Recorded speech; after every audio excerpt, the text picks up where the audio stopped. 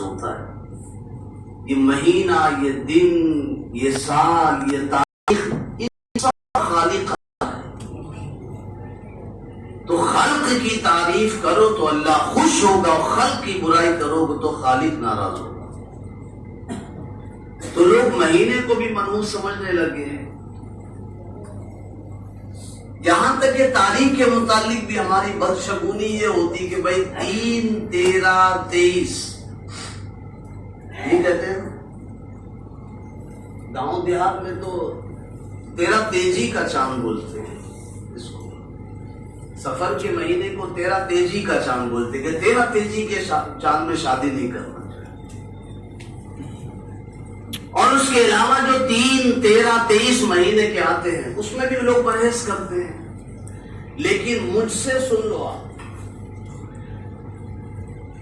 اگر شادی کرنا ہے تاریخوں میں تو اس جہالت کو توڑ کر کے اسی 3، 13، 23 میں شادی کرو تو زیادہ برکت ہوگی. بتا دو کیوں. حدیث پاک میں واللہ وتر ویحب الوتر، اللہ بے جوڑ ہے اور بے جوڑ کو پسند فرماتا ہے. 3 کا کوئی جوڑ ہے نہیں ہے. 2 1 کا 2، 2 2 4، 2 3 6، 2 4 8 اس کا تو جوڑ ملتا ہے. 3 کا کدھر جوڑ ہے؟ 1.5 کا پارا کہیں سنا آپ نے؟ 1.5 1 کا ہے، 1.5 2 3، 1.5 3 4.5 جوڑ بنتا ہی نہیں، بے جوڑ ہے. یہ جو تاریخیں ہیں نا جس سے تاقدر میں تاریخ کہتے ہیں، بے جوڑ تاریخ، وہ 3 ہے، 13 ہے، 23 ہے، 5 ہے، 15 ہے، 25 ہے، 7 ہے، 17 ہے، 27 ہے. یہ بے جوڑ تاریخیں ہیں. اور لوگ اسی بے جوڑ تاریخ میں بدشگونی لے کے کہتے ہیں نہیں نہیں نہیں، یہ شادی اس میں نہیں رکھنا چاہیے، شادی ٹکتی نہیں ہے. تو مجھے لکھ کر دو کہ اگر آپ نے بے جوڑ تاریخوں میں شادی کی، نہیں کی بے جوڑ تاریخوں میں، تو آپ کی شادی ٹک جائے گی. کیا ایسا ہو سکتا ہے؟ ایک مومن کا یہ گمان بلکہ یقین کامل ہونا چاہیے، جو کچھ کرتا ہے سب اللہ کرتا ہے، اور جو کچھ مصیبت پہنچتی ہے وہ اللہ ہی کی طرف سے پہنچتی ہے. اور جب مصیبت پہنچتی ہے تو مصیبت کو دور کرنے والی ذات بھی وہی اللہ ہے. بے جوڑ تاریخ لوگ کہتے ہیں 3 13 13. میں کہتا ہوں اسی میں شادی رکھو، اس لیے کہ واللہ وتر ویحب الوتر، اللہ بے جوڑ ہے اور بے جوڑ کو پسند فرماتا ہے. بے جوڑ تاریخ ہے، اس پہ رکھ کے یہ جو ہے نا، یہ جو معاشرے میں چل رہا ہے اس کو توڑو. آپ اس کو ہمیں ہی توڑنا، دوسرا نہیں توڑے گا. بے جوڑ تاریخ. تو تاریخ کو بھی لوگ منحوس سمجھتے ہیں. مہینہ، اور یہ سفر کا مہینہ، ارے جس مہینے کے آگے ہی مظفر لگا ہو، اس مہینے کو پورا کیا کہتے ہیں؟ سفر المظفر. مظفر کے کیا معنی ہوتے ہیں؟ مظفر کے معنی ہوتے کامیاب ہو چکا. ترجمہ لغوی بتا رہا ہوں آپ کو. ایک لفظ کے کئی معنی، ابھی تو میں نے ایک ہی معنی بتایا. کامیاب ہو چکا، جیت چکا، جس کے نصیب میں جیت مقدر ہو چکی. مظفر کے معنی جو کامیاب ہو چکا اسے کہتے ہیں مظفر. تو جس مہینے کے آگے ہی کامیابی لگی ہو اس میں نحوست کہاں سے آئے گی؟ سفر المظفر سب سے بہترین مہینہ ہے بھیا. مظفر لگ گیا ہے، اور بھی سب اللہ کے بنائے ہوئے ایک سے سب کی اپنی اپنی خصوصیات ہے. تو مظفر لگ گیا، اتنا تو سمجھو کہ منحوس ہو ہی نہیں سکتا، اس لیے کہ اس میں کامیابی لگی ہوئی ہے. اس لیے تو فرما اے حبیب صلی اللہ علیہ وسلم قل، آپ فرما دیجیے لا یصیبنا، ہرگز مصیبت ہمیں پہنچ ہی نہیں سکتی الا ما کتب اللہ لنا، مگر یہ کہ اللہ نے جو لکھا ہے وہ پہنچے گی. اور جب پہنچ گئی ہوا مولانا، بندے گھبراتا کیوں ہے؟ میں ہوں نا مددگار. یہ میں نہیں کہہ رہا، قرآن کہہ رہا. بندے گھبراتا کیوں ہے؟ ہوا مولانا، اگر پہنچ گئی ہے تو میں تیرا مولا ہوں نا. یعنی ایک آیت جو پہلی آیت ہے وہ بتا رہی کہ بندے کو مصیبت پہنچ سکتی ہے تو بندہ تھوڑا نراش ہو جائے گا، جانتا مصیبت. اگلی آیت نے امید بندھا دی، بندے گھبراتے کیوں ہے؟ ہوا مولانا، میں مولانا ہوں. مولانا تمہارا مددگار ہوں میں، لیکن شرط کیا ہے؟ وعلی اللہ فلیتوکل المؤمنون، شرط یہ کہ مکمل بھروسہ مجھ پہ رکھنا، بس یہ آیت یہاں ختم ہو رہی ہے۔ میں ہوں نا مولا، مددگار سمجھتا ہے نا مجھ کو، ہاں وعلی اللہ فلیتوکل المؤمنون، تو مجھ پر مکمل بھروسہ کرنا، پھر دیکھنا میری مدد کیسے ہوگی۔ مصیبت میں نے دیا ہے تو مدد بھی میں ہی کروں۔ تو بندے کے لیے اگر کوئی شر آ جائے تو بھی اس کے لیے بہتر ہے، خیر آ جائے وہ اس کے لیے بہتر ہے، جو دونوں بہتر ہے۔ ہم کو سمجھ میں آئے نہ آئے، ایک ایمان والے کے لیے خیر بھی بہتر ہے اور شر بھی بہتر ہے۔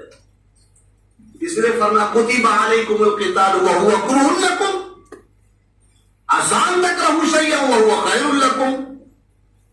کبھی کبھی ایسا ہوتا ہے نا، ہماری سمجھ میں نہیں آتا یہ کیا ہو رہا بھائی، اس میں ہمارے لیے کیا بھلائی ہے۔ بہت سے ایسے کام ہوتے ہیں ہم کو سمجھ میں نہیں آتا، ریسنٹلی بالکل نہیں سمجھ میں آتا ہے، کبھی کبھی بہت بعد میں جا کے سمجھ میں آتا ہے کہ ہاں اس میں یہ بھلائی چھپی ہوئی تھی، اور کبھی کبھی ہمارے لیے دکھتی کہ اچھائی ہے، دیکھنے میں لگتا ہے، مگر ہمارے لیے وہ برائی ہوتی ہے۔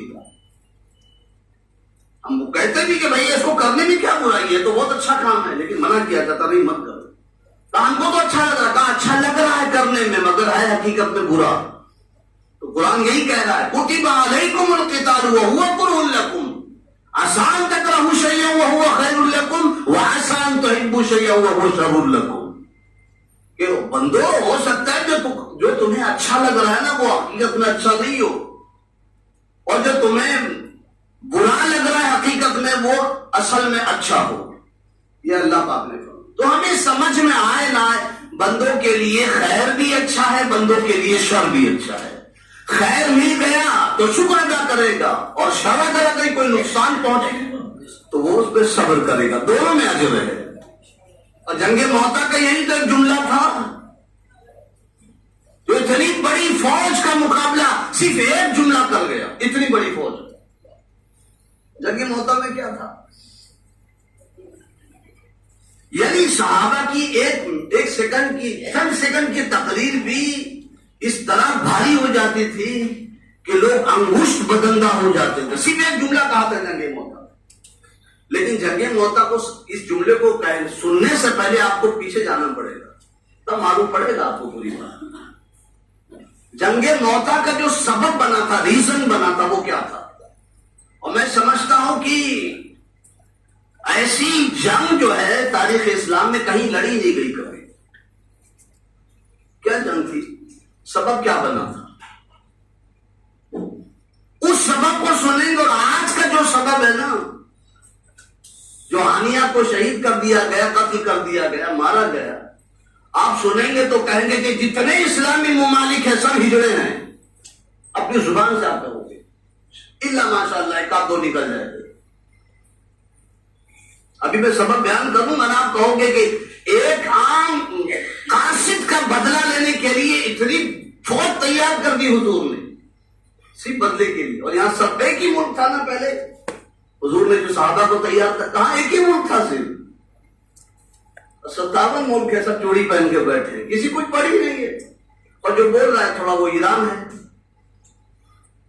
اب یہی اپنا درد ہم مٹا سکتے ہیں بول کے، ہم کیا کر سکتے ہیں؟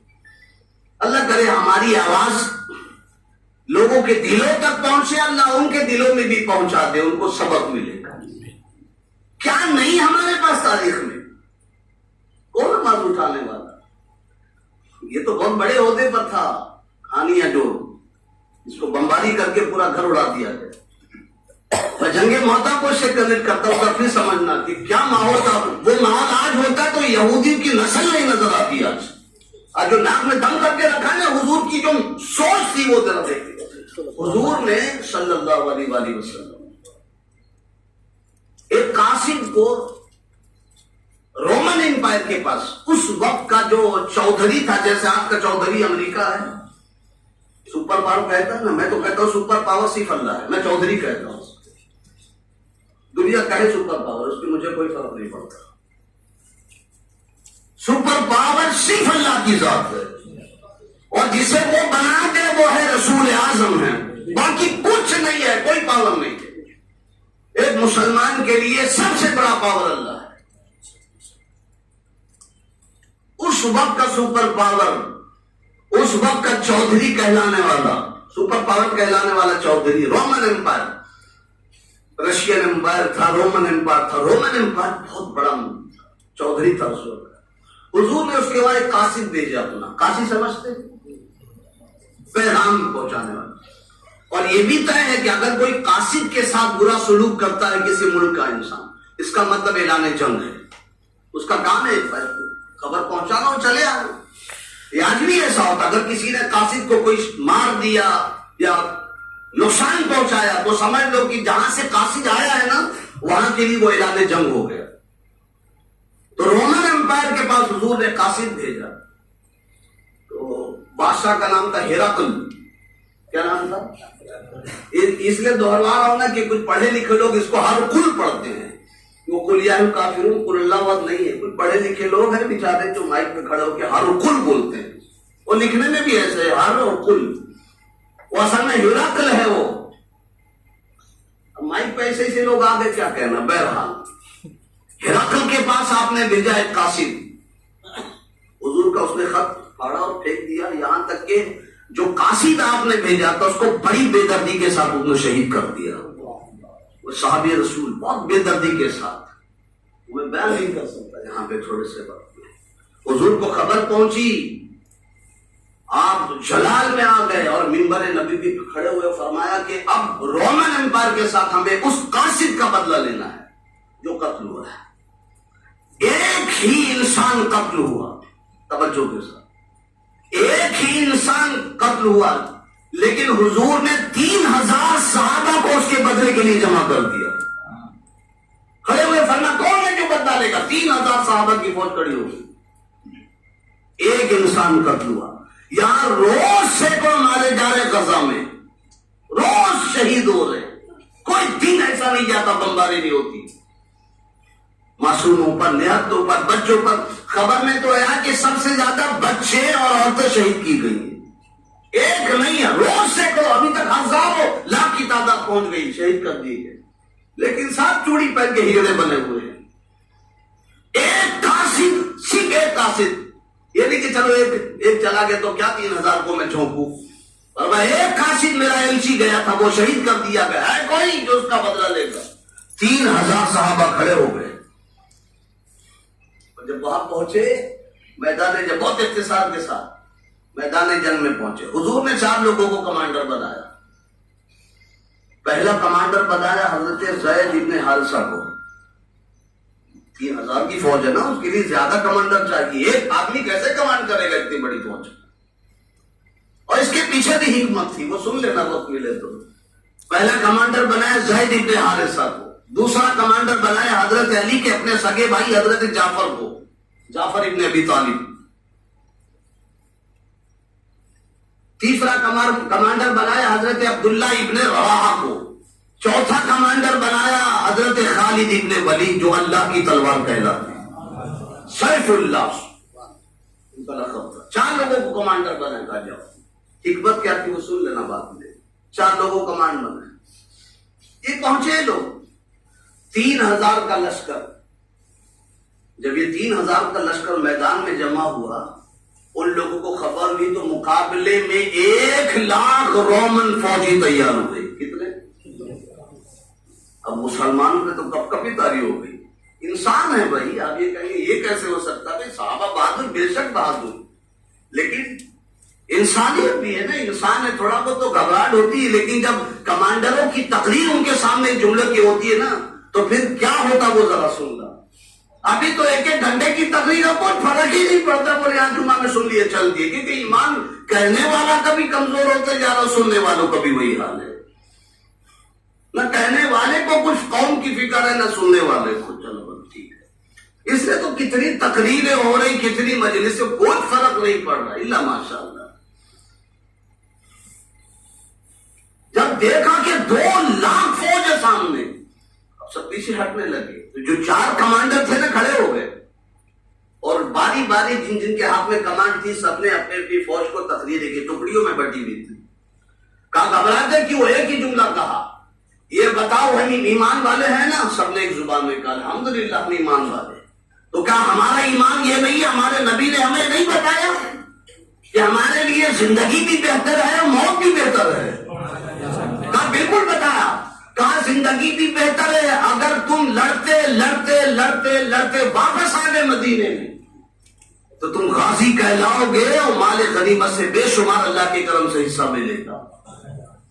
اور جب شہید اور لڑتے لڑتے اللہ کی راہ میں مارے جاؤ گے تو ایسی زندگی ملے گی جو شہادت جسے کہتے ہیں. کہا تمہارا جینا بھی اچھا ہے تمہارا مرنا بھی اچھا ہے. بس یہ ایک تقریر تھی روپور تھی جیسے وہ صحابہ نے وہ جان بازی کے ساتھ لڑائی لڑی ہے کہ روایتوں میں آتا ہے کہ 2 لاکھ جو 1 لاکھ کی جو فوج تھی ان لوگوں کی 1 لاکھ کی فوج تھی 1 لاکھ کی جو فوج تھی اس میں یہ لوگ تقریباً 2000 کے قریب مارے گئے 1 لاکھ میں سے. اور میں آپ سے پوچھتا ہوں کوئی بتا سکتا ہے 3000 صحابہ میں سے کتنے شہید ہوئے ہوں گے؟ جی کم و بیش 8 چلو 12 بھی انہوں نے بہت قریب کر دیا بہت اچھا 8 یا 9. اور اتنی جاں بازی کے ساتھ حضرت خالد ابن ولید نے اس میں شرکت کی کہ وہ پہلی جنگ تھی جس میں خالد ابن ولید کی 8 تلوار ٹوٹی تھی.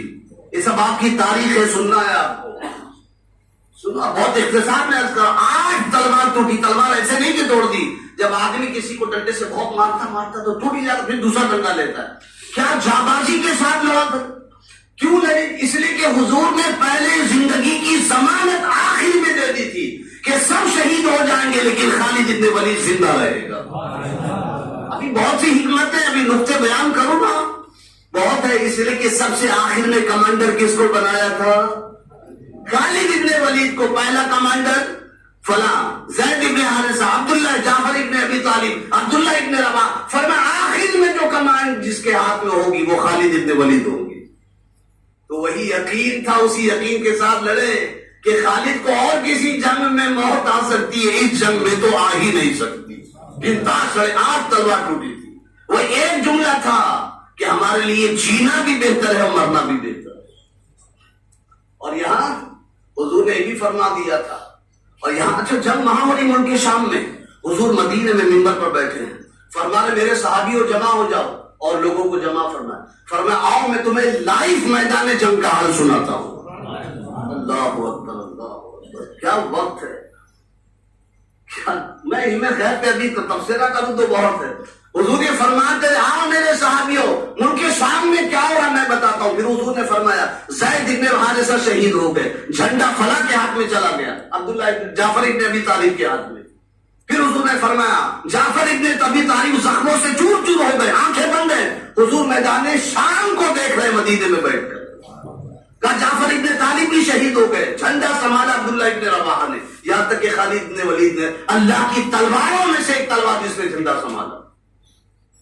بہت اس میں بہت سی باتیں ہیں انشاءاللہ کسی موقع پر تھوڑا سا ہم خالد ابن ولید کی زندگی کو کسی دن پورا جمعہ اس پر لیں گے. بہت پیاری زندگی ان کے. تو مومن کا جینا بھی بہتر ہے مومن کا مرنا اس کے لیے نحوست ہے ہی نہیں. جی صاحب اگر منحوس ہی سمجھنا ہے تو اپنے گناہ کو سمجھو. اس گناہ کی وجہ سے ضرور کام رکتے ہیں مہینے یا تاریخ کی وجہ سے کام کبھی نہیں رکتے. ہاں گناہ کی وجہ سے ضرور کام رکتے ہیں. جس دن گناہ کو منحوس سمجھ لیا نا انشاءاللہ ہمارا کبھی کوئی کام نہیں رکے گا. جی صاحب سب سے بڑا منحوس تو گناہ ہے بس اس کو چھوڑو اسی میں نحوست. اللہ پاک کہنے سننے سے زیادہ عمل کی توفیق عطا فرمائے. وما علینا الا البلاغ. السلام علیکم انشاءاللہ تعالی